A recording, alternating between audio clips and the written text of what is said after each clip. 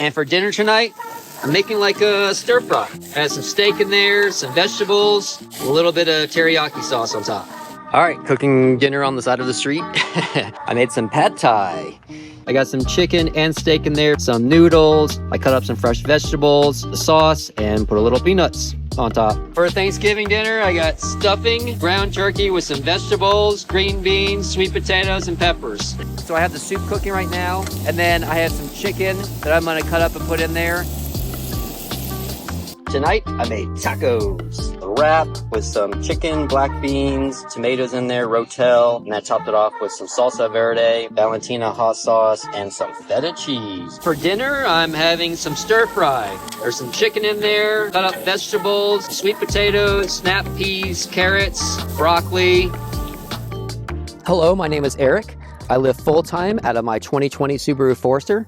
I've been on the road for a year and a half in this car, and I'm actually just a few miles down from the Grand Canyon in the Kaibab National Forest. And even though I'm in remote places like this all the time, I don't let that stop me from cooking full meals on the road. I have an entire camp kitchen here, and I'm gonna show you how I cook everything from soups and salads to steaks, chicken, pad thai, lasagna, spaghetti, tacos, basically anything I want. So if you're interested in van life, traveling full-time, or even taking a long road trip sometime, I'm gonna show you how you don't have to rely on dehydrated meals every single night. And by the way, everything I'm gonna show you today will be linked in the description below.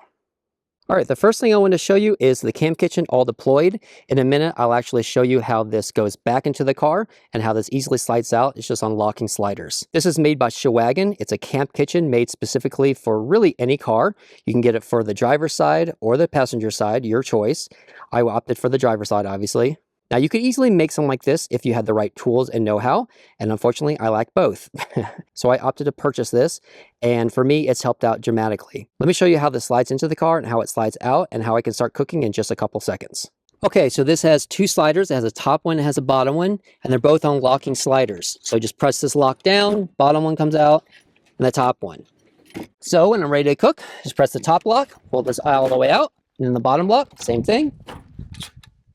To give the cooking section a little bit more brace, it comes with this adjustable leg, which you can put into different locking positions. Now, usually you just screw this into the bottom, and then you can retract this pole to give you as much leverage onto this part as you need. Unfortunately, I'm on a little bit of a slant right now. So basically what I did earlier is put this under there and just kind of wedge it under. So now it's got a little bit of more brace. All right, the stove I cook on is a Coleman 2-burner stove. I personally need a 2-burner stove. I often have two things cooking at once. In order to make this not slide around, I just screwed in some L brackets here, and that way I can put this in here and it won't slide around at all while I'm driving. It has a latch on the front, and you take this. It has some wind guards here on the side, and now I can start cooking. This is the arm that attaches to the propane, and I'll show you how I attach the propane here in a minute. Now, I checked right before filming to see if this was on Amazon, and unfortunately it looks like it's sold out. So I'm going to put an affiliate link down to a different model, but it's still a Coleman brand. The one complaint I actually do have about this stove is that it's not very good in the wind, I'll be really honest with you. Even if there's just a little bit of wind, the flames don't go out, but they dance around so much that it takes 3 times longer to actually cook anything on the stove. But I will say this thing is a tank. There has been twice now where I've had these wind guards up because they were supposed to block the wind, but instead they caught the wind and like a sail, it flew the whole thing down to the ground. But the stove still works perfectly fine, and I got minimal damage done to it. All right, so now I have the stove out. I'm ready to prepare a meal. I need some gas to cook it to, and that's where I have my propane tank mounted to the side of my vehicle. This is one of those little 5-pound tanks. I actually have 2 of them, and for $5, I can fill this up, and it'll last me for 2 months. I wanted something very easy that I could connect to when I needed to cook. So when I'm ready to hook this up, I just grab this coiled cable I have here, attach it to here, turn on the gas, connect it to the stove, and I'm cooking. When I first got on the road traveling, I actually was just connecting the stove to those little green 1-pound tanks. However, those were costing me $6 to $12 each, depending on the state I was in. In Florida, they were $5 to $6, but in California and Washington, they were easily $12. And they only lasted me about 3 days. So having this tank right here, which is only $5 to fill up and it lasts me for 3 months, is a way better deal. So here are pretty much all of the cooking things I use. I have a 10-inch cast iron skillet, and I use this literally every single night. I can actually throw that on top of a campfire, which I probably will do tonight. And you can get these really anywhere, but I will still put an affiliate link down below if you're interested in checking out some different models. And the other thing I use is this 2-liter pot by Sea to Summit. It has a locking lid, I'll show you that in a second, and it has a very easy to remove lid, and it has some pour spouts on here so I can drain some hot water if I need to. 2 liters is actually a little bit more than what I needed. I really only wanted a 1-liter pot. However, the nice thing about this is I can take this lid off. I have this small camp kettle. This will fold down in there. I can put the lid back on here.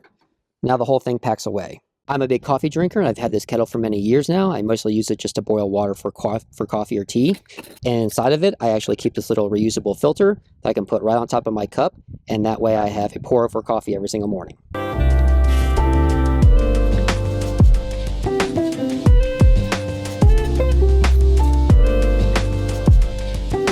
And once I have this kettle in here, I'm ready to pack this away. This handle comes right off. It locks into place. And now this can go into my car and it won't move around.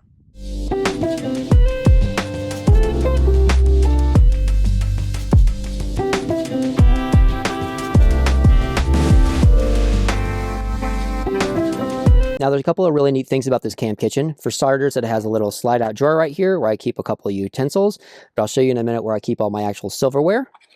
And it has a nice big prep area here. Now I currently have a cutting board up here, but when you buy this, it's actually going to come with this collapsible sink. And you collapse it down, take out the cutting board that I put in there.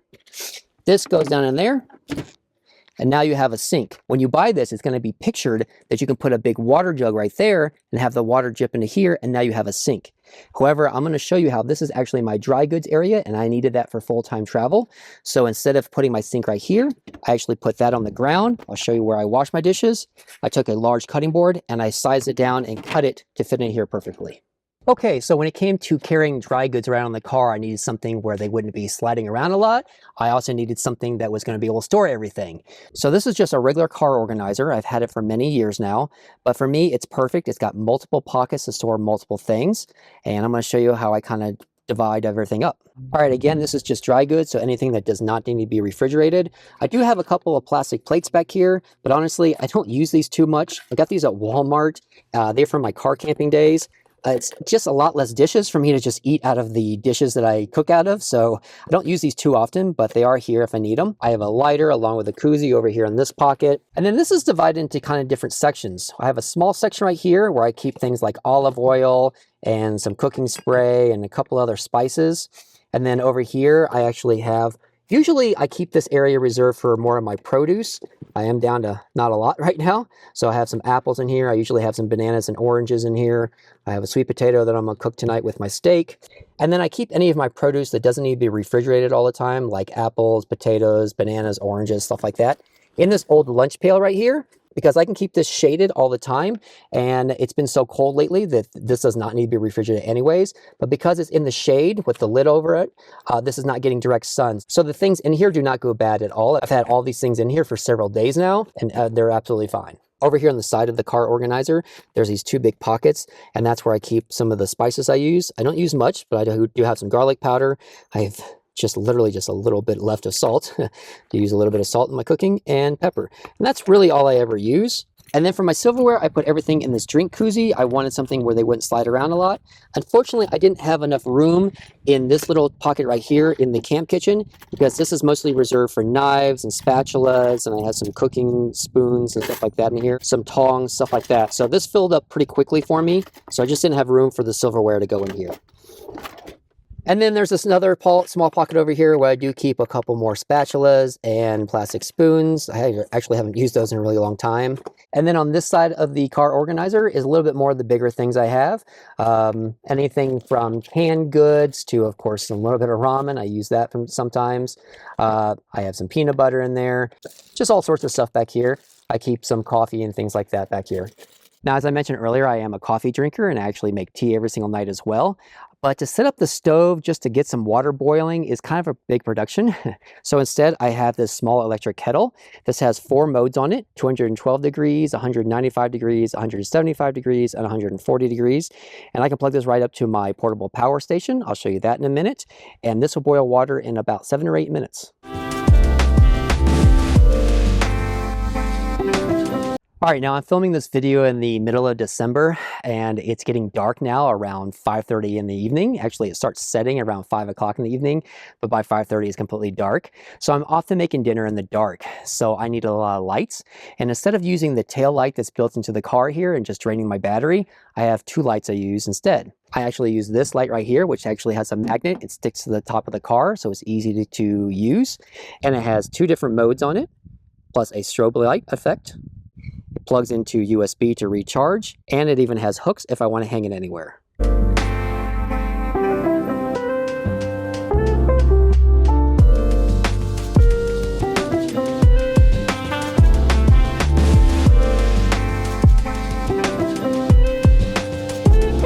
The other light I have in the back of the car is this motion sensored solar light. I actually have Velcro here on the back, and I Velcro it up to the back of the window here, and this shines perfectly down into my dry goods area. And this is a motion sensor so that when I walk by it, it turns on, and when I don't, it turns off, so it helps save a little bit on the battery.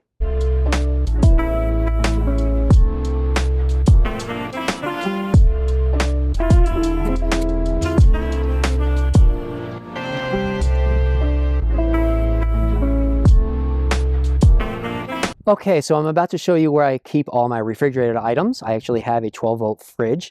If you follow the channel for a while, then you know I used to live in a teardrop trailer, and I was going the more economical route the first time around. And I tried using just an ice chest, but the ice chest was horrible. First off, you have to get ice for it every 3 days, and the ice would melt and it would get into all the foods, and the foods would then make this really nasty brown water that was in the cooler, and you get into all your foods, and it was terrible. I hated it. So I opted to do a 12-volt fridge, so I'm going to show you that now. All right, so I keep the fridge right here behind the driver's seat. I want it easily accessible while I'm cooking, and it's the Ecoflow Glacier. Currently, I have these ratchet straps around it, so that way it won't shift at all while I'm driving, but I've already loosened these up, so I'm just going to slide these off and have a peek inside. So this is a dual zone fridge and freezer. This is the fridge side, and this is the freezer side. I currently have it set up only for the fridge side. If I was to take this partition down and put it right here, it would instantly create a freezer on this side and a fridge on this side. Here's where you can adjust the thermostat if you want to. I keep it a little bit lower because I have some meats and things in there. This fridge is powered by my Anchor portable power station, and when I'm off grid, this power station will give this fridge about a day and a half's worth of power. The cool thing about this fridge is it actually has an ice maker as well, and in about 20 minutes I can make about 20 cubes of ice just in the middle of nowhere.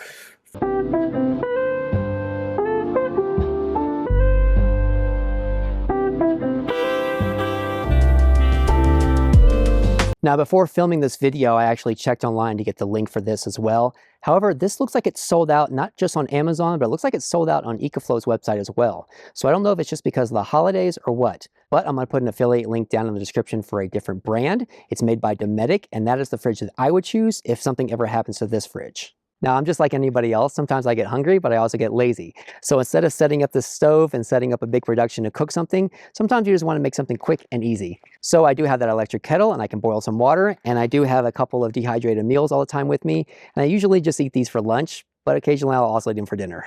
And last but not least, when it's time to clean up all your dishes after cooking, I have this set up right here for my little dishwasher. Here is that collapsible sink that you saw earlier. They came with the camp kitchen, but you can find these by themselves and buy this separately if you'd like. This water jug right here, I just tilt on its side to actually get a little bit of water out. It's got an adjustable spout on the front. And I added one of these 3M hooks right here so I can hang my brush while I'm cleaning. And I'm always outside, so I always use biodegradable soap.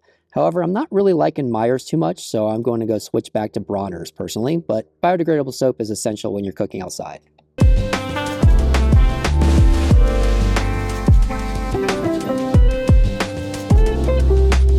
Okay, in order to store that water container I just showed you and everything, I needed a pretty strong but a small compact table that I could put in the car easily. And that's where I found this table by Nemo. It's called the Moonlander, and it's very compact. When you flip it over, it's got these legs that actually just screw out. And like a tent pole, they actually just collapse in the middle, and then they fold down inside themselves. So it's very easy to take down. It's very easy to put up. I can basically do it one-handed.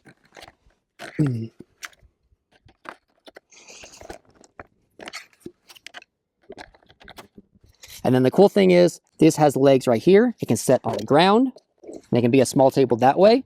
It comes with a little carrying pouch. Put that in there.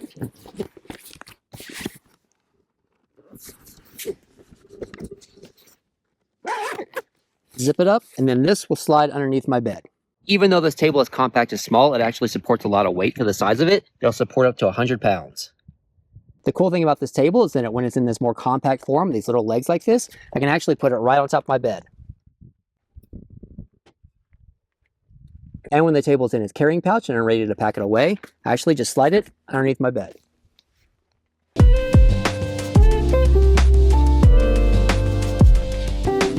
All right, well, that's my little camp kitchen and how I cook meals on the road. Again, all links will be down in the description below, and I do have an affiliate link, so some of those proceeds will go to me, but the cost is exactly the same for you.